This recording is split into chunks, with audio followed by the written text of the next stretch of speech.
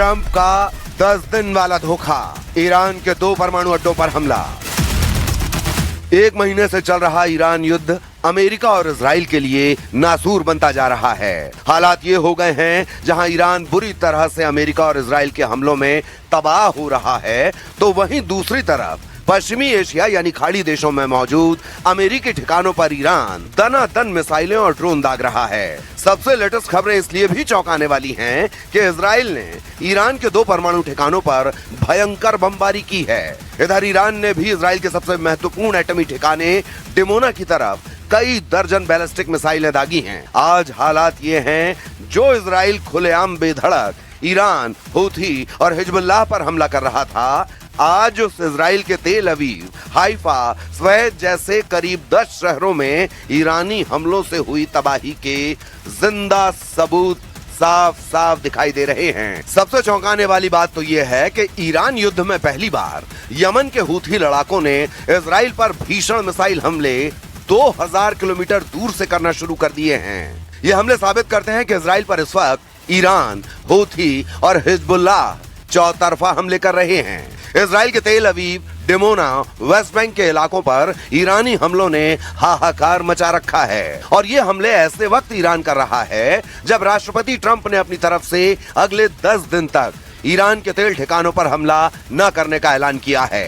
ऐसे में सवाल उठता है कि अगर अमेरिका और इजराइल के हिसाब से ईरान बुरी तरह से हार चुका है, तो फिर अमेरिका 10 दिन ईरान के तेल ठिकानों पर हमला करने से क्यों बच रहा है? और क्यों अमेरिका दूसरी तरफ 10,000 अमेरिकी लड़ाकों के साथ स्ट्रेट ऑफ होर्मुज और खार्ग द्वीप पर कब्जा करने का प्लान बना रहा है? हम शुरुआत करते हैं उस खबर से जहां ईरान के परमाणु ठिकानों पर भीषण हमला हुआ है। ईरान के 2 परमाणु अड्डों पर हमला, एटमी अड्डे डिमोना में ईरान का पलटवार। एक तरफ ट्रंप ने ऐलान किया है कि ईरान पर 6 अप्रैल 2026 तक अमेरिका किसी भी तेल ठिकाने पर हमला नहीं करेगा, तो वहीं दूसरी तरफ इजराइल ने ईरान के परमाणु ठिकानों पर सीधे हमले शुरू कर दिए हैं। ईरान के बुशर प्लांट अरकान स्थित येलोकेक पर हमले हुए हैं। खुफिया रिपोर्ट के मुताबिक इजराइल ईरान के कम से कम 5 ठिकानों पर सीधा हमला कर चुका है। बुशहर प्लांट के पास भी इजराइल हमले कर चुका है। ईरान ने 3 घंटे में 50 विमानों से सीधे हमले किए हैं। खबर तो यहाँ तक है कि अमेरिका और इजराइल के संयुक्त हमलों में ईरान के नतांज के भूमिगत संवर्धन संयंत्र के कम से कम 3 भवनों और 2 प्रवेश द्वारों को नुकसान पहुंचा है। हालांकि IAEA ने संकेत दिया था कि मुख्य परमाणु इंस्टॉलेशन पूरी तरह नष्ट नहीं हुए हैं। अमेरिका को शक है कि यहीं पर ईरान का संवर्धित यूरेनियम हो सकता है। अमेरिकी सेना यहां पर हमला करके ईरान का यूरेनियम लूटने की कोशिश कर सकती है। Department of War has consistently outlined we are on or ahead of schedule in that operation and expect to conclude it at the appropriate time here in a matter of weeks, not months, and the progress is going very well. Obviously we have some work to do. We have to finish the job. In missile attacks की वजह से जोरदार missile attack हुए, जोरदार धमाके हुए और आसमान में हम देख पाए कि ये क्लस्टर बम इर्द गिर्द बिखर रहे थे। और अब यहाँ पे आप देख सकते हैं इस वक्त क्या हालात हैं। ये गिवा टाइम एरिया है इसराइल का, ये टेल अवीव के आउटस्कर्ट्स में है और यहाँ पर ही ये जोरदार धमाका हुआ और ये बताया जा रहा है कि ये क्लस्टर बम यहाँ पे गिरा है क्योंकि लगातार ईरान की तरफ से क्लस्टर बम दागे जा रहे हैं इसराइल पर। तो ये आप देख सकते हैं यहाँ पे क्या हाल हुआ है। अभी ये पूरा एरिया जो है यहाँ पे इसको अब बंद किया जा रहा है, लेकिन मैं दिखाने की कोशिश करूंगा कि यहाँ पे किस तरीके की तबाही हुई है। पिकेक्स माउंटेन नतांज के मुख्य संयंत्र पर हमलों के बाद ईरान ने कुह-ए-कोलंग गज यानी पिकेक्स माउंटेन के नीचे एक नया बेहद गहरा भूमिगत संयंत्र तैयार किया है। ये पहाड़ों में इतना गहरा है कि सामान्य हवाई हमले इसे भेद नहीं सकते। फोर्दो ये साइट पहले से ही पहाड़ के अंदर है। खुफिया जानकारी बताती है कि यहाँ भी संवर्धित सामग्री का गुप्त स्टॉक हो सकता है। पश्चिम की खुफिया एजेंसियां CIA और मोसाद को संदेह है कि ईरान ने जाग्रोस पहाड़ों में कुछ ऐसे गुप्त मिसाइल सिटीज और गोदाम बनाए हैं जिनकी जानकारी IAEA को नहीं है। ईरान के पास मौजूदा समय में 60% संवर्धित यूरेनियम 460 किलोग्राम बताया जा रहा है, जो 90% तक परिष्कृत आसानी से हो जाएगा, जिससे ईरान 10 से 11 परमाणु बम बना सकता है। खुफिया रिपोर्ट्स का दावा है कि ईरान को इस स्टॉक से एक बम के लिए पर्याप्त हथियार ग्रेड सामग्री बनाने में मात्र कुछ दिन से एक सप्ताह का समय लगेगा। ताजा खुफिया जानकारी और ऑपरेशन एपिक फ्यूरी के संकेतों के मुताबिक अमेरिका और इजराइल ने अपनी रणनीति में महत्वपूर्ण बदलाव किए हैं। वर्तमान में सैन्य कार्रवाई का मुख्य ध्यान हवाई प्रभुत्व पर है, लेकिन जमीनी हमले एक तरह से शुरू हो चुके हैं। CIA और मोसाद की रिपोर्ट के अनुसार जमीनी कार्रवाई को हरी झंडी मिल चुकी है। अमेरिकी नौसेना ने ईरान की नौसेना को काफी हद तक पंगु बना दिया है। जमीनी हमले का पहला चरण होर्मुज, जल डमरू मध्य और बंदर अब्बास बंदरगाह पर नियंत्रण करना हो सकता है, ताकि ईरान की तेल आपूर्ति और सैन्य आवाजाही पूरी तरह से रोकी जा सके। यही वजह है कि ईरान के 7 तेल ठिकाने, जिसमें रिफाइनरी, तेल डिपो और पाइपलाइन थी, उन्हें अमेरिका और इजराइल ने मिलकर तबाह और बर्बाद कर दिया है। अब देखना होगा ईरान के परमाणु अड्डों से अमेरिकी स्पेशल फोर्स कैसे यूरेनियम को और परमाणु सामग्री को हासिल करती है। फिलहाल ईरान ने इजराइल के परमाणु ठिकानों पर तेजी से पलटवार शुरू कर दिया है। The Yemeni armed forces, with God's help and reliance upon him, have carried out their first military operation. This operation involved a salvo of ballistic missiles targeting sensitive military objectives of the Israeli enemy in the south of occupied Palestine. जो missile attack किया गया Iran की तरफ से, cluster bomb का इस्तेमाल किया जाता है और ये क्लस्टर बॉम्ब काफी जगहों पे गिर जाते हैं। यहाँ पर भी एक क्लस्टर बॉम्ब गिरा है और उसकी वजह से एक आदमी की मौत हुई है, 4 लोग जो हैं वो जख्मी हुए हैं और मैं दिखाने की कोशिश करूंगा कि इस स्पॉट पे क्या कुछ हुआ है। तो यहाँ पे आप देख सकते हैं कि यहाँ पे इर्द गिर्द काफ़ी सारी डिप्लॉयमेंट है, यहाँ पे काफ़ी सारी पुलिस और IDF के लोग हैं। इस पूरे एरिया को जो है वो सील कर दिया गया है और देख सकते हैं आप यहाँ पे काफ़ी ज़्यादा तनाव देखा जा रहा है क्योंकि यहाँ पे एक आदमी की मौत हुई। इजराइल के डिमोना में ईरानी धमाके, 2000 किलोमीटर दूर से हूथी का हमला। इजराइल ने भले ही ईरान के परमाणु ठिकानों पर हमले तेज कर दिए हों, लेकिन ईरान ने भी इजराइल के परमाणु ठिकानों पर सटीक हमले शुरू कर दिए हैं। दावा किया जा रहा है कि इजराइल के डिमोना पर ईरान ने बैलिस्टिक मिसाइलें दाग दी हैं, जबकि 2000 किलोमीटर दूर से यमन के हूथी लड़ाकों ने भी इजराइल पर मिसाइल हमले शुरू कर दिए हैं। डिमोना पर ईरानी मिसाइलों के भीषण हमले युद्ध के सबसे संवेदनशील मोड़ों में से एक माना जा रहा है। यह हमला ईरान की तरफ से पलटवार माना जा रहा है।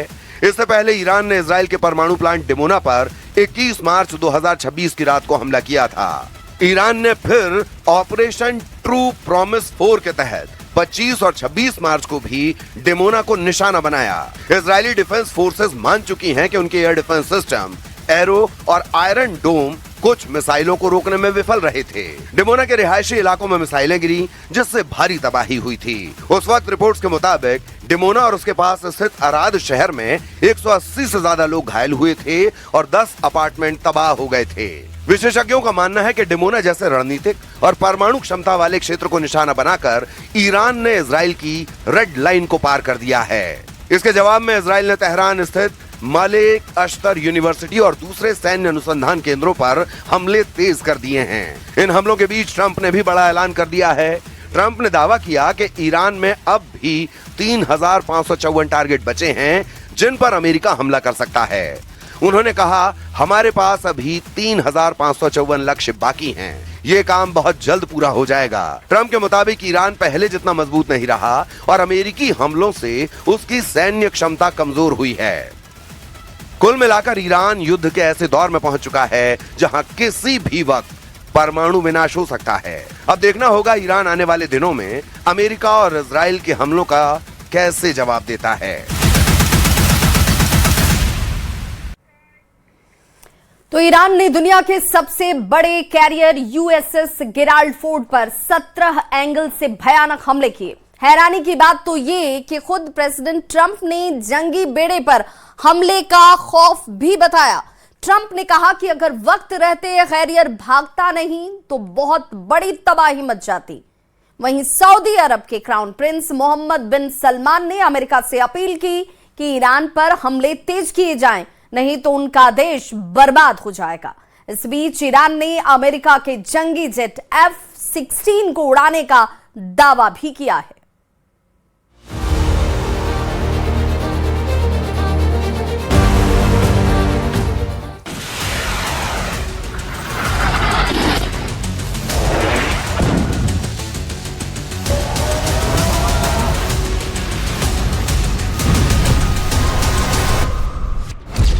पुतिन की पावर से इजराइल को पीट रहा है Iran.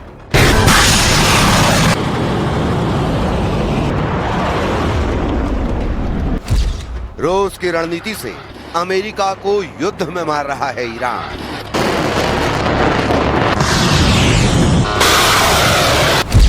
Most powerful leader Trump को युद्ध में उलझाए रहेंगे।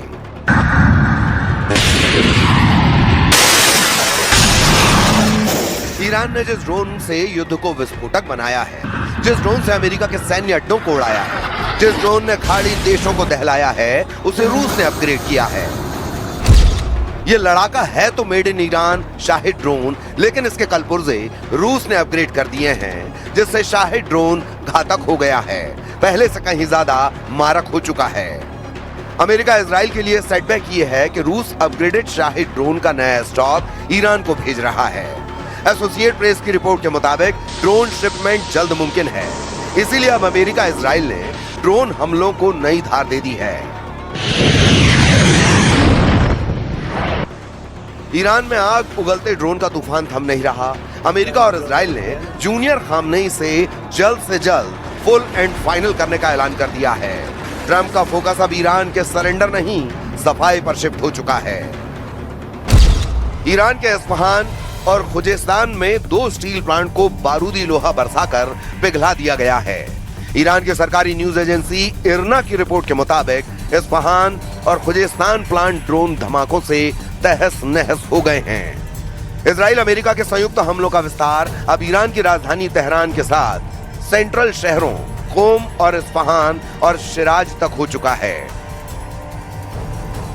तेहरान की तस्वीर युद्ध ने बदल डाली है। यहाँ आसमान में सिर्फ धुआं दिख रहा है, जमीन बम धमाकों से थर्रा रही है।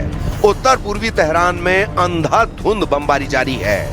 ईरान के air defence interceptor America Israel के हमलों को रोकने में नाकाम साबित हो रहे हैं। इस बीच सऊदी अरब के क्राउन प्रिंस मोहम्मद बिन सलमान ने ट्रंप से अपील की है कि ईरान पर हमलों को और तेज किया जाए। इसकी वजह सऊदी अरब पर ईरान का ताबड़तोड़ मिसाइल अटैक है।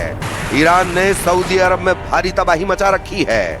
सऊदी किंगडम ईरान से डायरेक्ट युद्ध के मूड में आ गया है। न्यूयॉर्क टाइम्स की रिपोर्ट के मुताबिक सऊदी के क्राउन प्रिंस मोहम्मद बिन सलमान ने युद्ध में उतरने से जुड़े सभी विकल्प खुले रखे हुए हैं। इसके पीछे कई बड़ी वजहें हैं। ईरान ने रियाद के पास अमेरिकी सैन्य अड्डा प्रिंस सुल्तान को फिर से मिसाइलों से दहलाया है। ईरान के हमले में 12 से ज्यादा अमेरिकी सैनिकों को गंभीर चोट आई है। मिसाइल हमले में प्रिंस सुल्तान बेस पर तैनात जंगी जेट रिफ्यूलिंग एयरक्राफ्ट को भारी नुकसान पहुंचा है। यह रियाद में अमेरिकी सैन्य अड्डा प्रिंस सुल्तान का लेटेस्ट दृश्य है। आसमानी तस्वीरों का क्लोजअप देखकर ट्रंप का कलेजा कांप गया है, क्योंकि ईरान के शाहिद ड्रोन ने यहां खड़े सुपर पावर के जंगी लड़ाकों को धुआं कर दिया है। रनवे पर खड़ी जंगी जेट के बेड़े और आसमान में ईंधन भरने वाले एयरक्राफ्ट बारूदी प्रहार से झुलस गए हैं। यहां 4 एयरक्राफ्ट जलकर काले रंग के दिख रहे हैं। ईरान अपने सस्ते ड्रोन से सऊदी अरब में अमेरिका को करारी चोट पहुंचा रहा है। इससे भी ज्यादा मुश्किल प्रिंस सलमान की यह है कि ईरान ने उनके तेल कारोबार को चौपट कर दिया है। ईरान ने सऊदी अरब की तेल रिफाइनरी रास तुनरा को ड्रोन धमाकों से जब से दहलाया, वहां काम ठप है। लाल सागर के करीब सऊदी अरब के तेल कारखाने यनबू पर भी ईरान ने ड्रोन दागकर खलबली मचा रखी है। ईरान के हमलों से सऊदी अरब के शायबह ऑयल फील्ड पर लॉकडाउन लगा हुआ है। प्रिंस सलमान को ईरान ने युद्ध भड़कने के बाद से सबसे ज्यादा टारगेट किया है, क्योंकि ईरानी मीडिया रिपोर्ट में दावा किया गया है कि प्रिंस सलमान ने ही ट्रंप को युद्ध के लिए भड़काया है। इसकी वजह ईरान इजराइल की वर्चस्व की लड़ाई है। खाड़ी देशों में इकलौता ईरान है जो कभी सऊदी किंगडम का पिछलग्गू नहीं बना। इनकी दुश्मनी की दूसरी और बड़ी वजह शिया सुन्नी का फसाद भी है।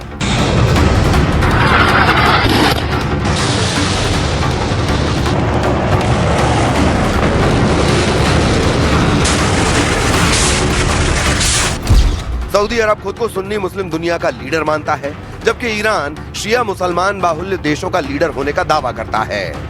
दोनों देशों के बीच कंपटीशन सिर्फ राजनीति तक सीमित नहीं है, बल्कि सैन्य और रणनीतिक स्तर पर भी है। ऐसे में सऊदी अरब नहीं चाहता कि युद्ध के बाद ईरान और मजबूत होकर उभरे। प्रिंस मोहम्मद बिन सलमान नहीं चाहते कि ईरान फिर से खड़ा हो, इसीलिए वो जंग को अंजाम तक पहुंचाना चाहते हैं। ट्रंप के इरादे प्रिंस सलमान से मेल खाते हैं। वो खाड़ी में ईरान की दादागिरी ओवर करने की गारंटी दे रहे हैं। For 47 years, Iran has been known as the bully of the Middle East, but they are not the bully any longer. They're on the run.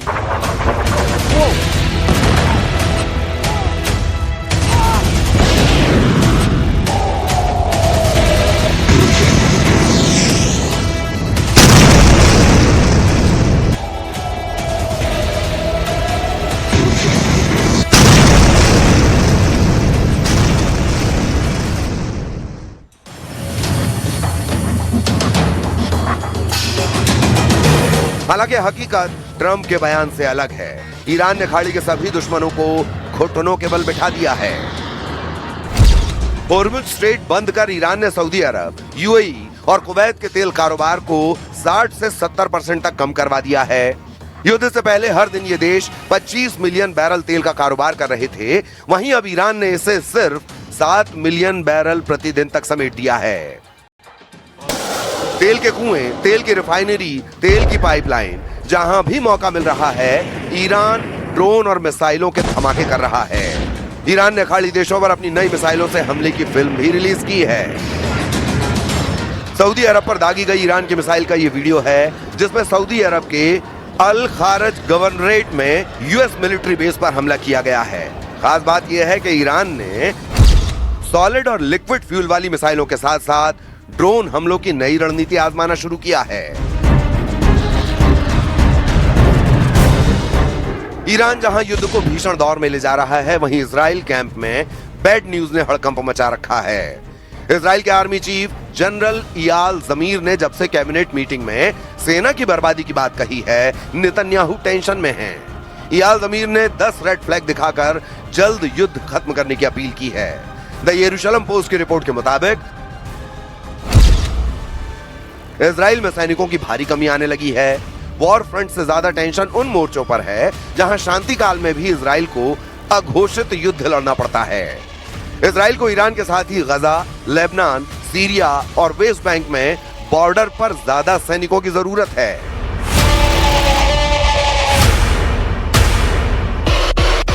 Israel 7 अक्टूबर के नरसंहार के बाद से लगातार युद्ध में है, इसीलिए सैनिकों का मनोबल डावाडोल होने का खतरा बढ़ता जा रहा है। इजराइल के लिए राहत की बात यह है कि अमेरिका ने युद्धों को बहुत जल्द खत्म करने का प्लान बना लिया है। अमेरिका के विदेश मंत्री मार्को रूबियो ने दावा किया है कि कुछ दिनों में युद्ध का अंत होने वाला है। मार्को रूबियो फ्रांस में G7 के विदेश मंत्रियों की बैठक में शामिल हुए हैं, जहां ईरान युद्ध और होर्मुज स्ट्रेट पर चौंकाने वाला बयान दिया है।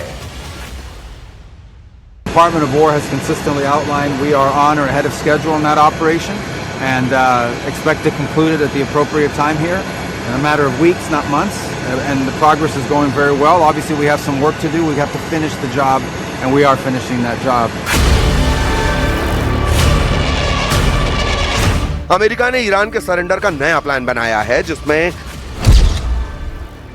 10,000 मरीन कमांडो को ईरान की धरती पर उतारकर ग्राउंड ऑपरेशन से शुरुआत की जाएगी। ग्राउंड फोर्स का पहला टारगेट होर्मुज के सक्रिय समुद्री रास्ते में ईरान के चक्रव्यूह को तोड़ना है। ईरान की जमीन में घुसकर अमेरिका खर्ग से लेकर लरक तक 6 आइलैंड पर कब्जे का मिशन ऑन करने वाला है। ईरान में ग्राउंड ऑपरेशन में ट्रंप संयुक्त सेना का जुगाड़ कर रहे हैं। खाड़ी देशों के साथ उन्हें यूरोपीय महाशक्तियों से मदद की उम्मीद है, मगर ईरान की मदद करने वाला लड़ाका ग्रुप युद्ध में हमलों की शुरुआत कर चुका है। हूथी लड़ाकों ने इजराइल पर मिसाइलों की बौछार शुरू कर दी है।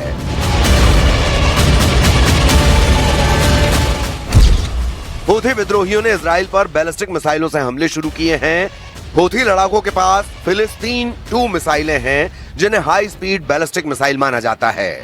2000 किलोमीटर दूर तक मार करने वाली मिसाइलों का खौफ हूथी के युद्ध में आने से बढ़ गया है। The Yemeni armed forces, with God's help and reliance upon him, have carried out their first military operation. This operation involved a salvo of ballistic missiles targeting sensitive military objectives.